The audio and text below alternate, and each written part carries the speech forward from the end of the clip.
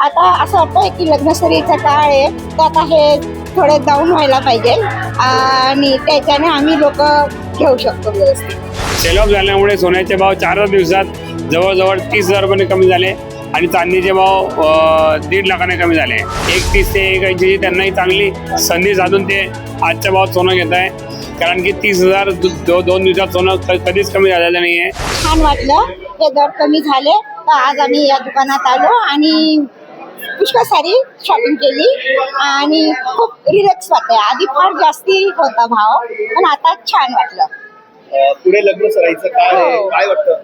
आता असं वाटतंय की लग्नसरीचा काळ आहे, तर आता हे थोडे डाऊन व्हायला पाहिजे आणि त्याच्याने आम्ही लोक घेऊ शकतो व्यवस्थित.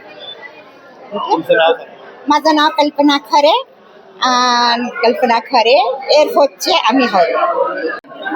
जळगावच्या सराफ बाजारात सोने आणि चांदीच्या दरांमध्ये मोठी घसरण झाली आहे. जर आपण आज विचार केला तर सोने तोळ्यामागे 10,000 रुपयांनी स्वस्त झाले आहे, तर चांदी देखील किलो मागे 53,000 रुपयांनी स्वस्त झाली आहे. गेल्या 4 दिवसांपासून सोने आणि चांदी सुरू आहे ती कायम असल्याचं चित्र आहे. जर आपण सोने आणि चांदीच्या दर घसरल्यामुळे ग्राहकांचा मोठा प्रतिसाद आहे.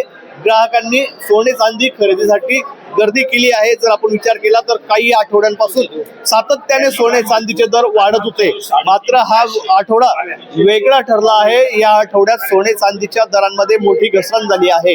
जे सोने 2 लाखांच्या उंबरठ्यापर्यंत पोहोचलं होतं, ते सोने प्रतितोळा 1,40,000 रुपयांपर्यंत आलं आहे. तर 4 लाखांच्या पार गेलेली चांदी देखील 2,56,000 येऊन ठेपली आहे. आपल्यासोबत सराफ व्यावसायिक आकाश भंगाळे आहेत, आपण त्यांच्याकडून जाणून घेणार आहोत.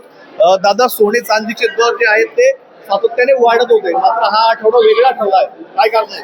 खूपच शॉर्ट टर्म मध्ये सोन्याचे भाव 1,30,000 चे 180 झाले होते. चांदीचे भाव 4 लाख पर्यंत पोहोचले होते, पण हे भाव तिकडे काही टिकले नाही आणि सोन्यामध्ये हेवी सेल ऑफ झाला. सेल ऑफ झाल्यामुळे सोन्याचे भाव 4 दिवसात जवळजवळ 30,000 रुपये कमी झाले आणि चांदीचे भाव 1.5 लाखाने कमी झाले. जर आपण विचार केला दादा तर सोने चांदीचे दर कमी झाल्यानंतर ग्राहकांचा प्रतिसाद वाढला आहे. हे दर पुढच्या आठवड्यात कसे राहतील, काय सांगा? आता ज्यांनी ही रॅली मिस केली होती 1.30 ते 180, त्यांनाही चांगली संधी साधून ते आजच्या भावात सोनं घेत आहे, कारण की 30,000 दोन दिवसात सोनं कधीच कमी झालेलं नाही आहे. ही चांगली संधी साधून लोक सोनं घेत आहे, ॲडव्हान्स बुकिंग करताय, चांदी बुकिंग करताय, सोनं बुकिंग करताय. निश्चितपणे सोने गुंतवणुकीसाठी हा काळ अधिक चांगला आहे, असं जे वक्तव्य जे आहे ते अशी माहिती सराफ व्यावसायिक आकाश भंगाळे यांनी दिलेली आहे. ज्या 1,30,000 ते 1,80,000 ज्यावेळी सोनं पोहोचलं होतं, ज्यावेळेस सोनं गुंतवणूक दारांकडून ती रॅली मिस झाली होती, त्यांना सोनं गुंतवणुकीची ही चांगली संधी असल्याचं त्यांनी सांगितलं आहे. भूषण चिंचोरे, जळगाव.